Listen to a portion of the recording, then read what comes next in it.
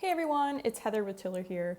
In this video, I'm going to talk through how to set up your budget targets, a foundation template for Google Sheets to help you stay on track with your finances and gain confidence about your financial future. So in the foundation template, on the category sheet, you've already set up your categories here. The next step is to set some budget targets for those different categories. So you can do this right in column E here, and by default, the foundation template starts the 12-month budget year in January of the current year. If you decide that you want your 12-month budget year to start in a different month other than January of the current year, you can easily change that here in cell E1, and that should be the first thing you do when you start setting up your budget. So if I wanted that to be November of this year, since that's the current month, and I just want to have my 12-month budget year start in November and end in October of next year, I can easily do that by just typing in the first day of the month for whatever budget month I would like my budget to start. From there, I can start plugging in my budget targets for each category here in column E. And so let's say my cell phone bill was $65 instead of $70. I can just type in 65 here, press enter, and then I see that every subsequent month updates to that $65 amount for my cell phone budget. Now all this is a very simple formula. You can see here in our formula bar that it's just referencing the previous cell, right? So December is referencing the amount from November, January is referencing the amount from December, so on and so forth.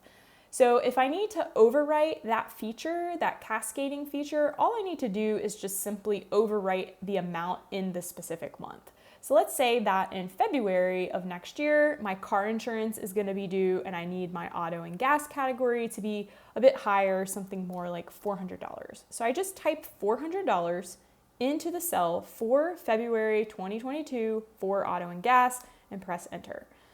Then we notice that the cascading picks back up because every other cell past February has that simple formula referencing the previous cell. So I just need to overwrite the amount for the month of March 2022 to get things back in order because I don't need it to be $400 in every subsequent month. So I'll just type in 80, overwriting that simple formula, press enter, and then my budget changes to reflect reality for those subsequent months after I've made that 6-month car insurance premium.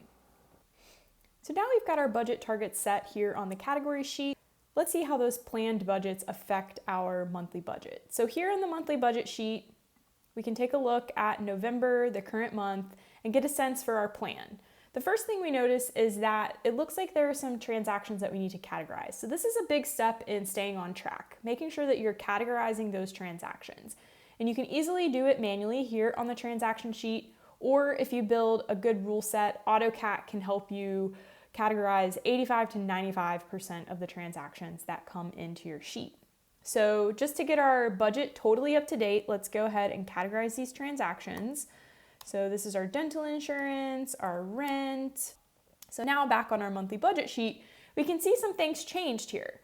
First, we'll talk about the planned cash flow. This is how much we would have left over if we spent as much as we plan to spend and earn as much as we plan to earn. So based on this plan, we're doing pretty good. We're expecting to have some money left over at the end of the month if everything goes according to plan.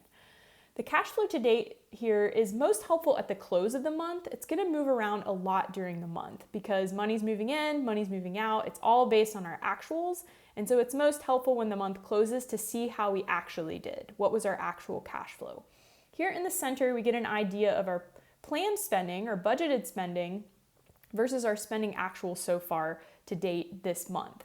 And how much of our expense budget is left? 65% of what we're planning to spend is still left based on what we've actually spent. And we've got 27 days left in the period. Over on the right, we can see that our income budget, we've got our income budget there and how much we've actually earned so far. We haven't gotten that paycheck yet. So we can see the comparison that we haven't gotten paid. So that's why the cash flow is negative right now. So once again, this is going to move around a lot during the month.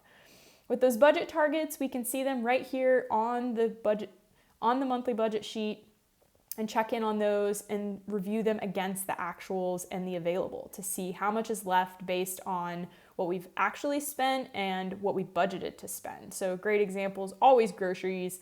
It looks like we've only spent about $50 on groceries so far this month, so we still have most of our groceries budget remaining. You can use the yearly budget to kind of get the big picture view of your budget for the entire year. One thing to keep in mind, if you did change your budget start month to be some month other than January, on the category sheet here in cell E1, you're also going to want to adjust your yearly budget sheet to reflect that same start month. So I'm going to set this to November so that it lines up with the same budget month that I have selected in the category sheet where I wanted my budget to start. And so since it's just starting this month, I get to see the planned cash flow for the entire 12-month budget year, how much I'm planning to have left over if I spend as much as I plan to spend and earn as much as I plan to earn, all based on those values that I put into the category sheet for my category budgets. I see my actual cash flow for my year to date based on my 12-month budgeting year. So year to date for November 2021 through October 2022.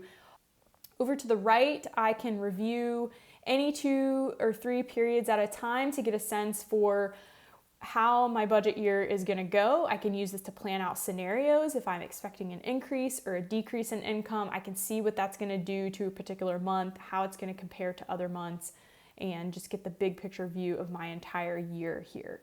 So between the category sheet, setting your budgets, using the monthly budget sheet and the yearly budget sheet, you can use these tools to help you get the big picture view of your finances, gain that clarity, gain that confidence so you can stay on track with your money and meet your financial goals.